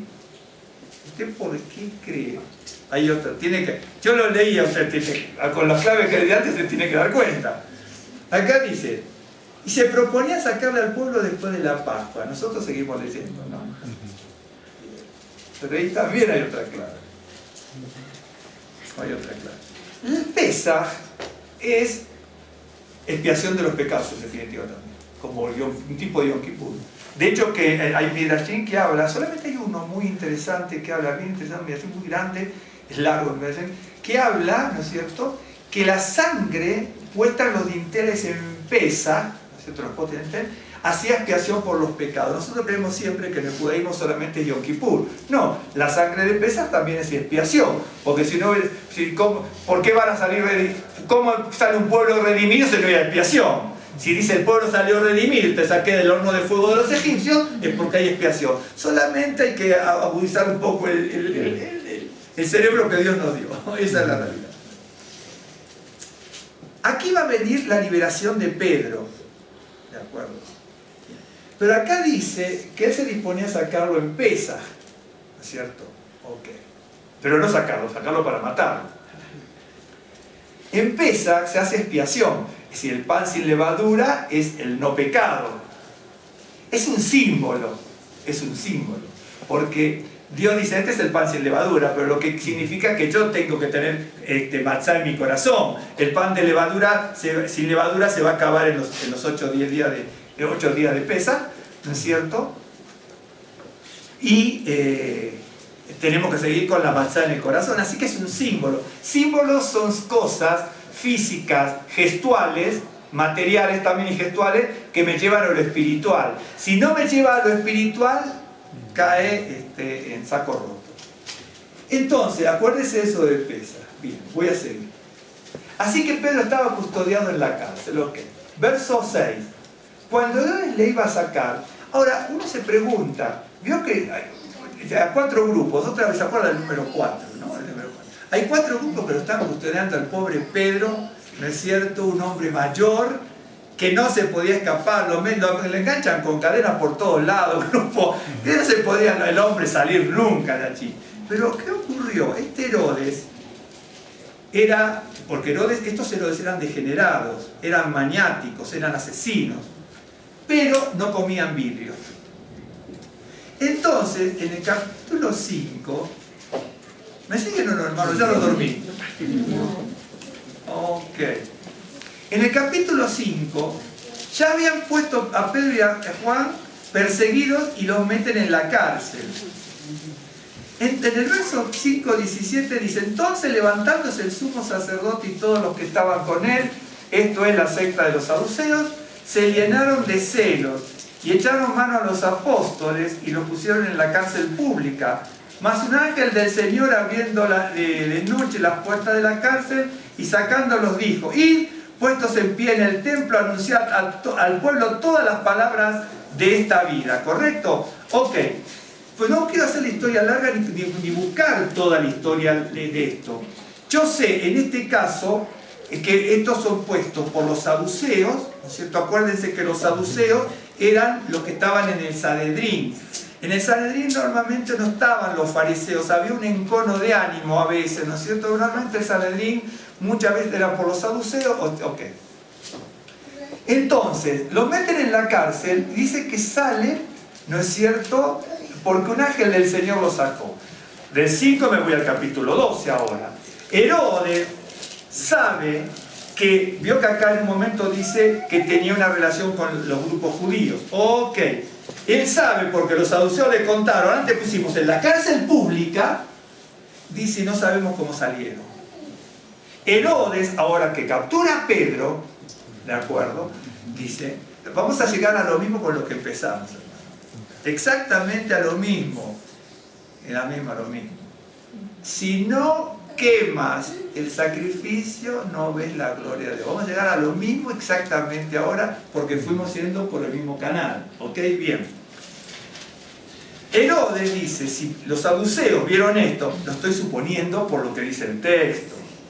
Dice, entonces le voy a poner 4 grupos de guarda, ¿no es cierto? Y aparte lo voy a encadenar por todos lados. Sí, voy a seguir leyendo. Bueno, le cuento la historia rápido para que vean. Entonces aparece, está todo encadenado y con los custodios allí, y vienen y le tocan el costado y le dice, Pedro, levántate.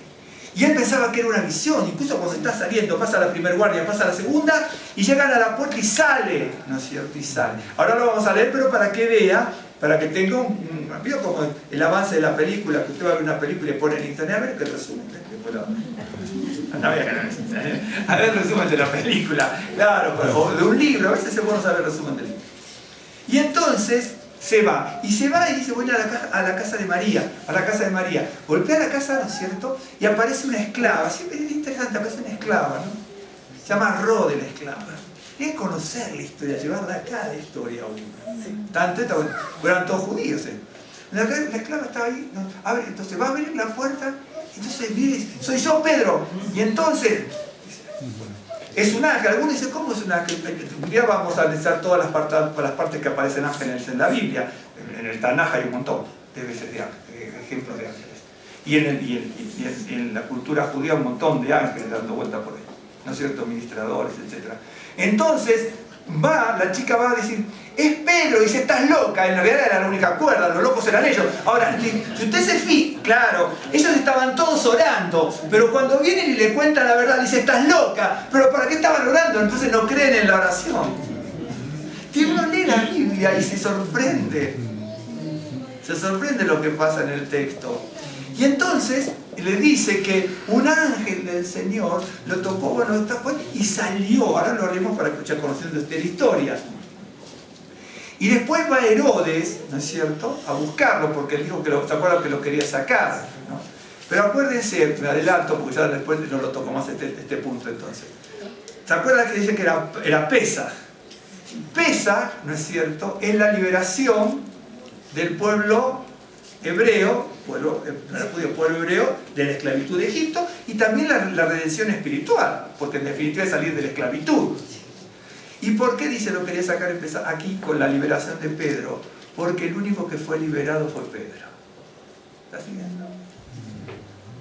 Ese fue el Pesaj de Pedro, la liberación de la cárcel. Y Pesaj, en definitiva, es la liberación de la cárcel. Pero dice, yo lo quiero sacar en Pesaj, ¿no es cierto?, para entregárselos hacia la muerte. Y ahí fue liberado. ¿Me está siguiendo?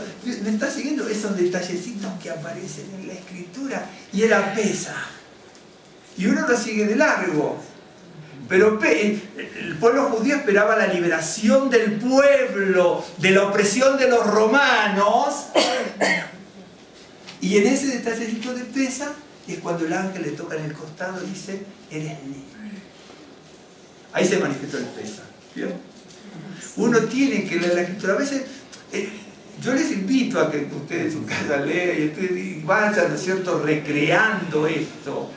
Porque dice, el Señor me habló, el Señor no le va a hablar nunca a usted ni a mí si no tenemos la Biblia aquí. Porque el Señor habla con lo que tenemos aquí. Lo remoza, lo hermosea. Por ejemplo, vamos a poner un caso. Yo, por ejemplo, pues, si quisiera me pongo a estudiar guitarra clásica 2 o 3 meses ahora, de alguna manera algo voy a sacar porque tengo aquí todo el bagaje de tantos años haber estudiado. Un ejemplo. Pero si yo me pongo a tocar el piano, voy a tocar siempre 3 notas durante 3 meses, porque yo no estudié el piano, no sé cómo no tengo ni idea cómo se toca. Un ejemplo. Un ejemplo. Entonces, ahora preste bien atención, lo leo y terminamos.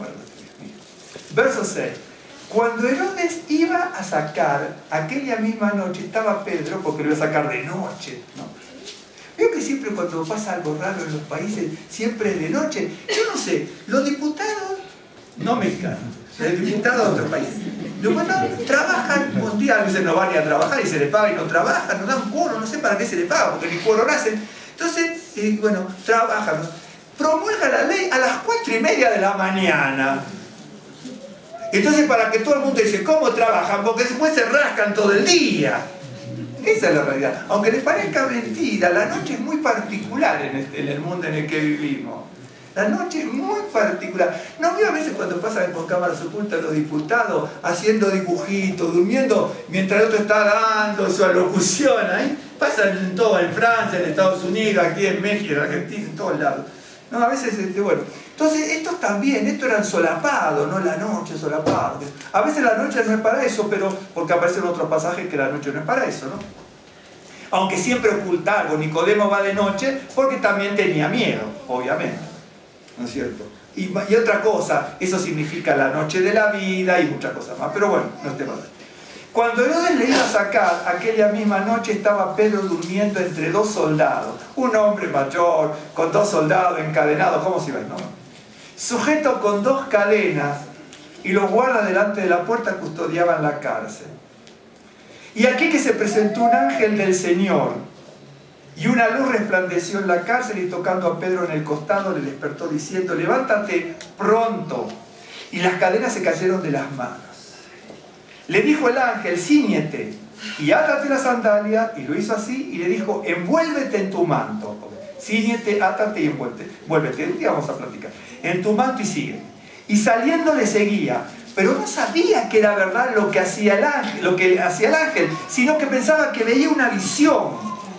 Habiendo pasado la primera y la segunda guardia, llegaron a la puerta de hierro que daba a la ciudad, la cual se le abrió por sí misma. Y salidos pasaron una calle, y luego el ángel se apartó de él. Entonces Pedro, volviendo en sí, dijo, ahora entiendo verdaderamente que el Señor ha enviado su ángel y me ha librado de la mano de Herodes y de todo lo que el pueblo de los judíos esperaba. Claro, porque esperaban la muerte en Pesa como si fuera el tributo, ¿no es cierto?, hacia los religiosos. Ok, bien. Y habiendo considerado esto, llegó a casa de María, la madre de Juan, el que tenía por sobrenombre Marcos. Creo que conoce quién es, y si no, otro día hablamos de él. Donde muchos estaban reunidos orando.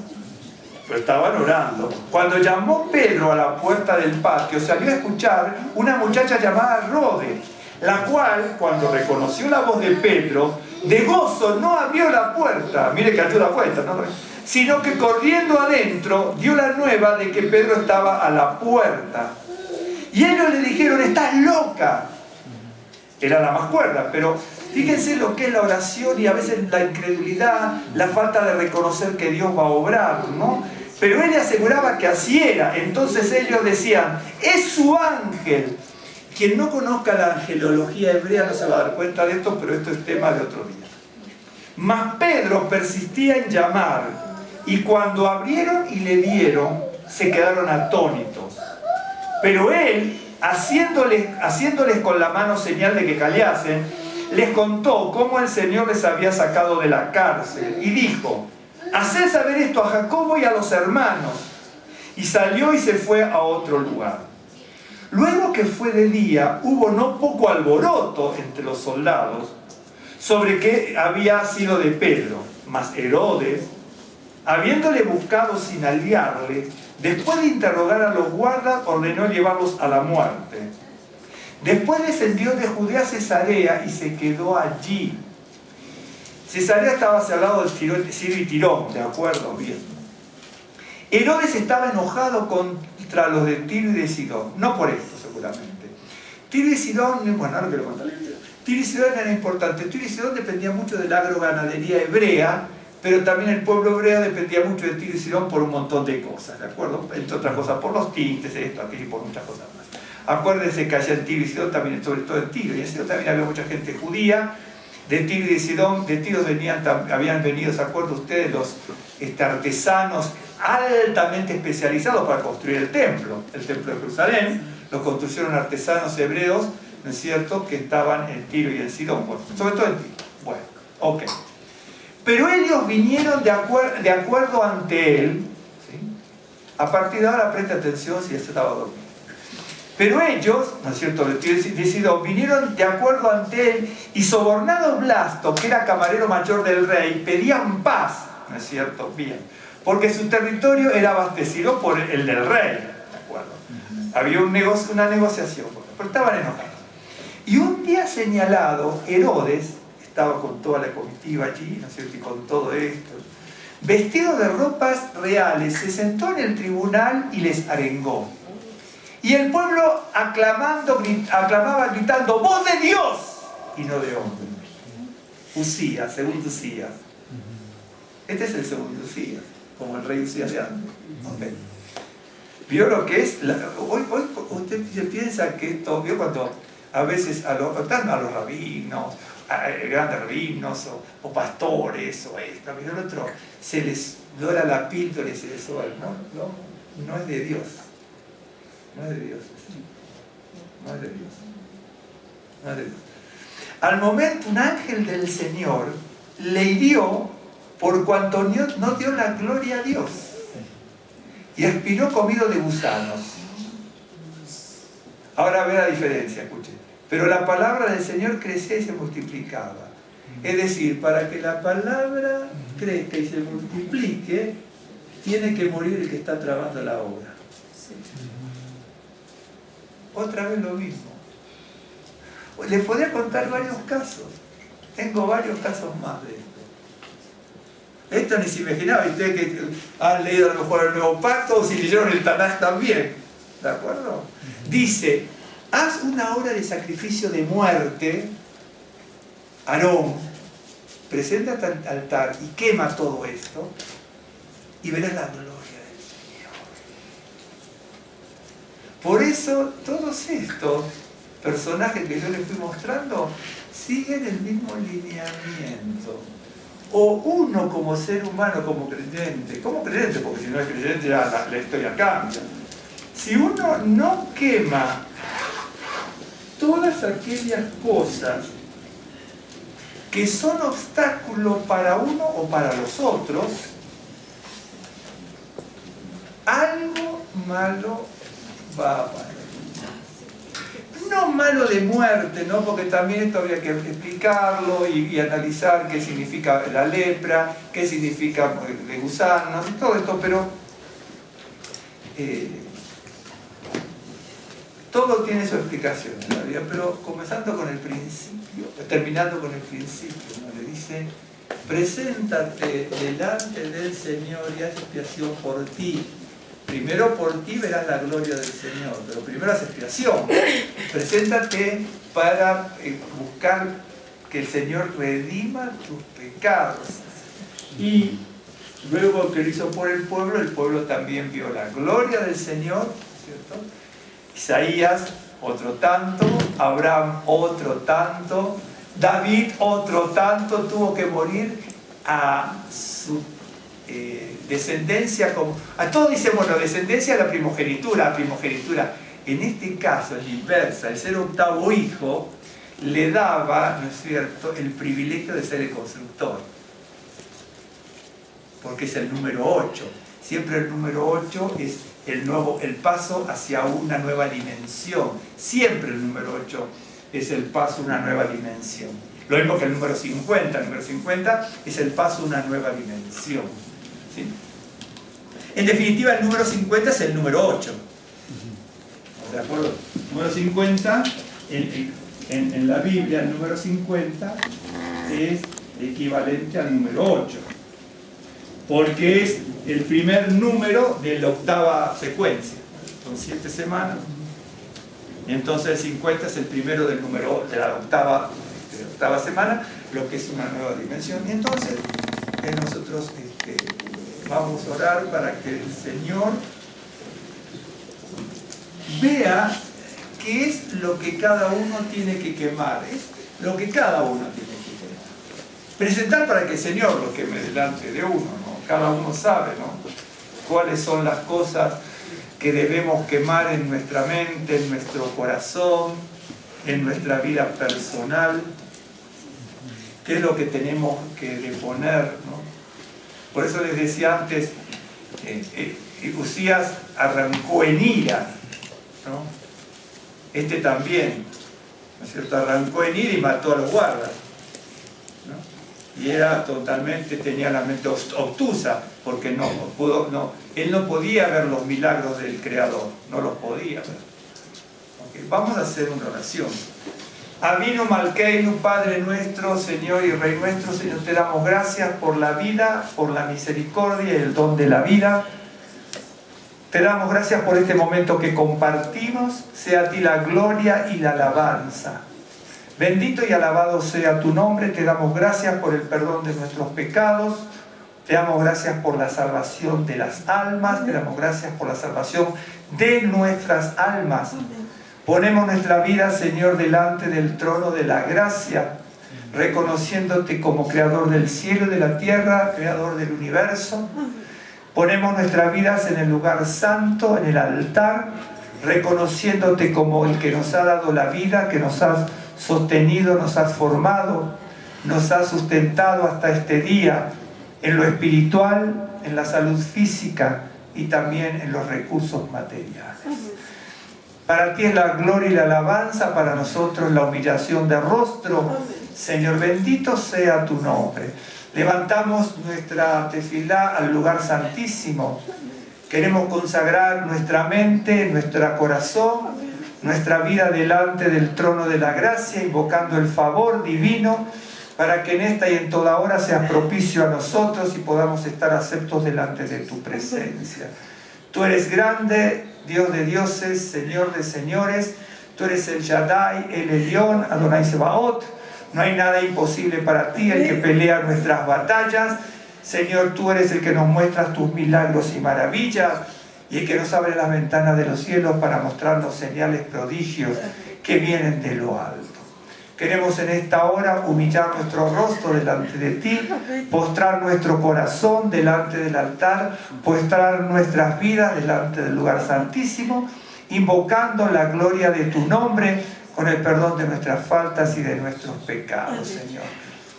Reconocemos tu gobierno, reconocemos tu señorío, reconocemos tu soberanía. Te damos gracias para que en este día de Shabbat podamos tener este reposo, Señor, y podamos tener el shalom de lo alto. El reposo y el shalom de lo alto sea, Señor, sobre nuestras vidas. Sean renovadas nuestras fuerzas, Señor. Sea renovada nuestro espíritu. Sea renovada nuestro corazón, alentado, Señor, con aliento de esperanza y vida. Bendito y alabado sea tu nombre, Señor. Rogamos en esta hora que nos abra las ventanas de los cielos y seas propicio a nosotros. Señor, nos declaramos, Señor, ávidos de tu presencia, declaramos nuestras vidas necesitadas de ti. Seas tú quemando, Señor, en el altar todas aquellas cosas que impiden que podamos crecer y que podamos madurar. Que quemes en el altar todas las cosas que traemos en nuestras vidas y que están siendo de tropiezo a nuestro hermano y a nuestro prójimo. Quémalas en el altar, Señor, Quema la cobertura de Lot, Señor bendito y alabado sea tu nombre en el altar.